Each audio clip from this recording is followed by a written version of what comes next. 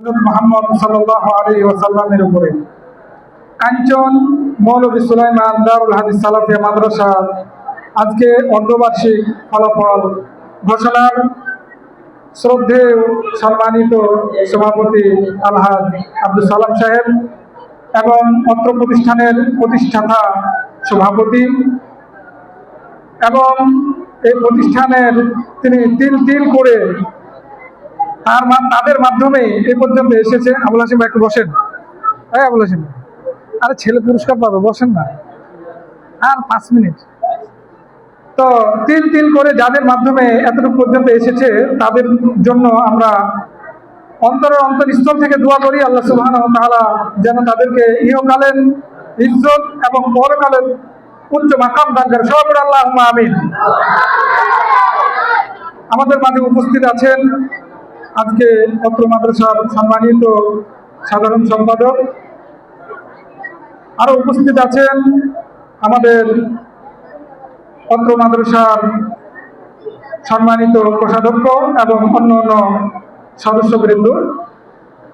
আপনাদেরকে মোবারকবাদ জানাই, ধন্যবাদ জানাই যে আপনারা আপনাদের এই মূল্যবান সময় অতিবাহিত করে নষ্ট করে আপনারা আমাদেরকে সময় দিচ্ছেন। এই সময়ের ওসিলা করে আল্লাহ সুবহানাহু ওয়া তাআলা আপনাদেরকে উত্তম প্রতিদান দান করে উৎসব করেন, আল্লাহুম্মা আমিন। আমরা আলহামদুলিল্লাহ একেবারে শেষ পর্যায়ে এসেছি। আমি শ্রদ্ধা জানাই আমাদের অভিভাবক বৃন্দদেরকে, যারা আপনারা এসেছেন আপনাদের ছেলেদের ভবিষ্যৎ উজ্জ্বল কামনা করার জন্য। আপনারা এই মাদ্রাসাকে ভালোবাসেন, শিক্ষকদের শ্রদ্ধা করেন, এই জন্য আপনারা এসেছেন। আমাদের এখানে ছাত্র 237 জন, অনলি আমরা অভিভাবক পেয়েছি 50 জনের মতো। বাকিগুলো গেল কোথায়? আমাদের সম্মানিত আজকের এই অনুষ্ঠানের সভাপতি সাহেব বিস্তারিত বলেছেন।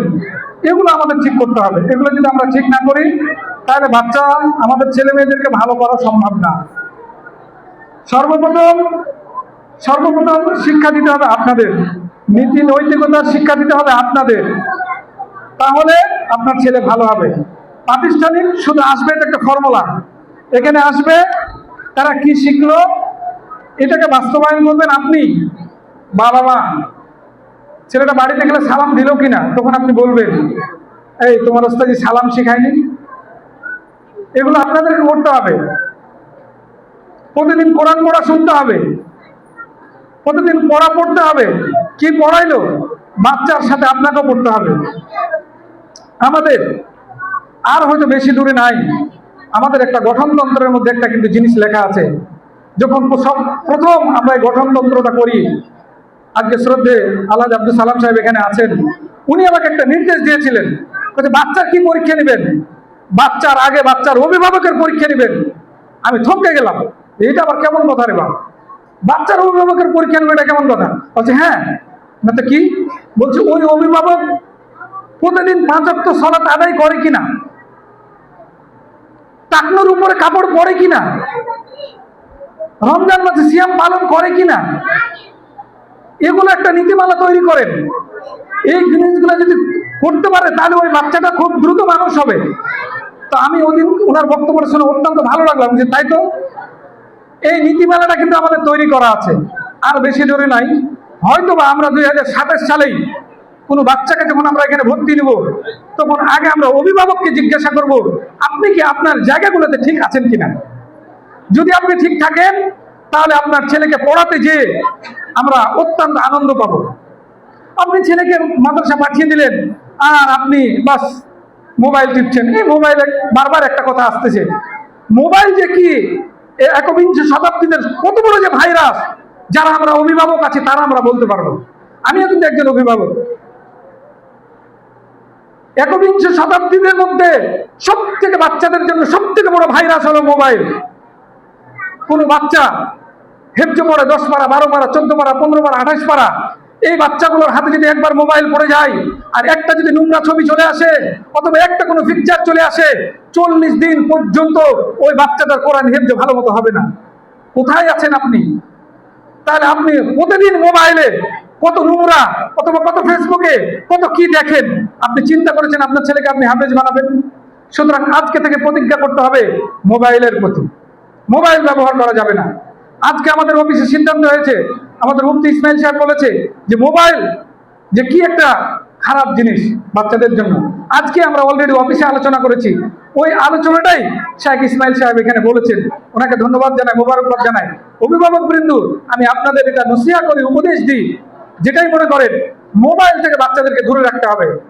এটা থেকে যত দূরে রাখতে পারবেন তত আপনাদের জন্য কল্যাণ।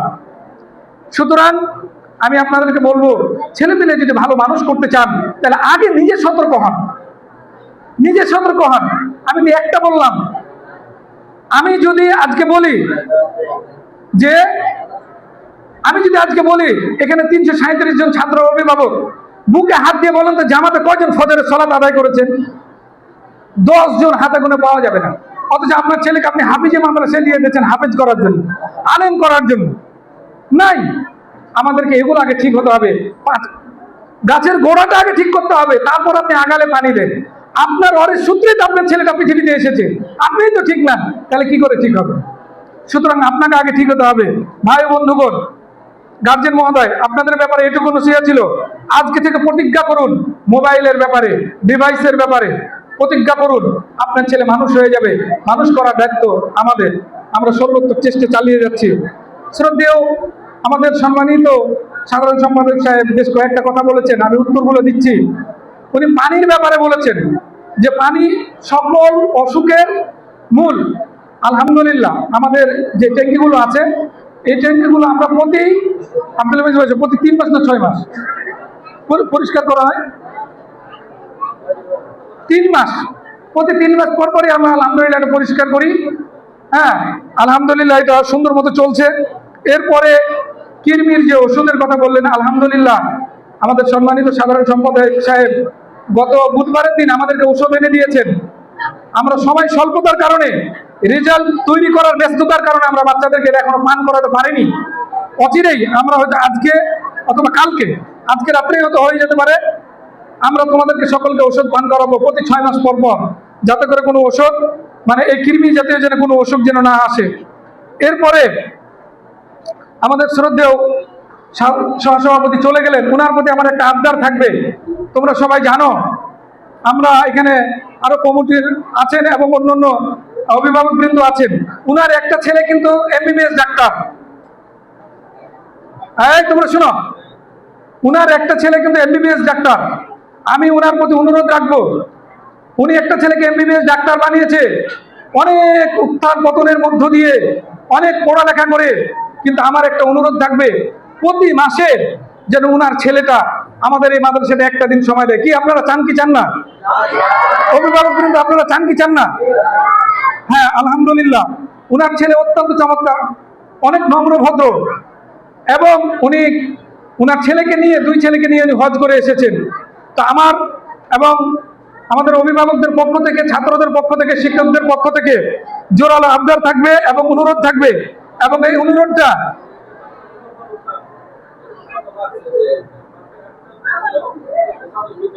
আলহামদুলিল্লাহ। তো আমরা এটা আমাদের উমর ফারুক, আমার বন্ধু ভাই, উনি আলহামদুলিল্লাহ এখানে চেম্বারে বসে, উনিও তোমাদের জন্য সময় দিবে। তো সর্বোপরি আমাদের এই সবার পক্ষ থেকে আমি শ্রদ্ধেয় আজকের কোষাধ্যক্ষ, আমাদের মাদ্রাসার কোষাধ্যক্ষ সাহেব এই মেসেজটা যেন ওনার কাছে পৌঁছে দেয় যে অভিভাবকদের পক্ষ থেকে এবং ছাত্র শিক্ষকদের পক্ষ থেকে যেন উনার ছেলে প্রতি মাসে একদিন যেন আমাদের মাদ্রাসায় যেন উনি সময় দেয়। সকল ছাত্রকে একটু করে দেখে দিলে বাস, ছোট ছোট করে ওষুধগুলো লিখে দিলে বাস চলবে, যেটা ভালো এটা ভালো, এই কাজটা যেন করেন। এরপরে আলহামদুলিল্লাহ আমরা আমাদের শ্রদ্ধেয় সম্মানিত সাধারণ সম্পাদক সাহেব একটা কথা বলেছেন যে প্রাথমিক যে চিকিৎসাটা এটা আমাদের গঠনতন্ত্রের মধ্যে আছে। কোনো ছেলের যদি একান্ত কোনো সমস্যা হয়ে যায় আমরা তৎক্ষণিক এটা চিকিৎসা নিই। একটু ব্যতিক্রম হয়েছে, বন্ধের আগের দিন, কুরবানি বন্ধের আগের দিন একটা ছেলে মাঠে খেলতে গিয়ে ঠোঁট লেগে গেছিল এখানে। তো আমি আবার আব্দুল্লাহ মিসবাহ সাহেবের উপর একটু করলাম যে কেন জিনিসটা জানানো হলো না অফিসে। তো তৎক্ষণিক আমরা খবর নিয়েছি, পরে খবর নিয়ে চিকিৎসা হয়েছে, আলহামদুলিল্লাহ ভালো। আমরা সর্বোচ্চ চেষ্টা করবো ইনশাআল্লাহ। উনি বলেছেন, উনি একজন অভিভাবক, আমরা সকলেই শিক্ষক মহোদয়গণ আছেন, যে কোনো সমস্যা প্রাথমিক চিকিৎসাটা আমাদের মতি ভাই আছে কমিটির, আমরা যদি তাড়াতাড়ি এটা দিতে পারি। তো এই পর্যায়ে আর আলোচনা করছি না। ছাত্রদের পক্ষ থেকে একটাই তোমাদের প্রতি আহ্বান, যারা আজকে তোমরা ভালো করেছো তারা তো ভালো, যারা খারাপ করেছো সামনে যেন ভালো করতে পারো এই প্রত্যাশা রাখছি। এই প্রত্যাশা রেখেই আজকের এই সমাপনী বক্তব্য আমি এখানেই শেষ করছি। এরপরে তোমরা পুরস্কার নিয়ে আজকে সমাপনী দোয়া করে আমরা শেষ করব। সবাই সবার জন্য দোয়া করব, আল্লাহ সুবহানাহু ওয়া তাআলা যেন আমাদের সকলকে একটা ইন্টেনসিভ কেয়ার ইউনিটের মধ্যে, একটা প্ল্যাটফর্মের মধ্যে থেকে আমরা যেন এই দিনের দাওয়াতি কাজটা যেন করতে পারি। এবং সর্বশেষ আমাদের ইখলাস যেন আল্লাহকে সন্তুষ্ট করার জন্য হয়। ছোট্ট একটা কাজ করি, এটা যেন আল্লাহকে সন্তুষ্ট করার জন্য হয়। গভীর একটা কাজ করি, এটা যেন আল্লাহকে সন্তুষ্ট করার জন্য হয়। আর রব্বুল আলামিন তুমি আমাদেরকে কবুল করো, সবাই বলেন আল্লাহুম্মা আমিন। আসসালামু আলাইকুম ওয়া রাহমাতুল্লাহি ওয়া বারাকাতুহু।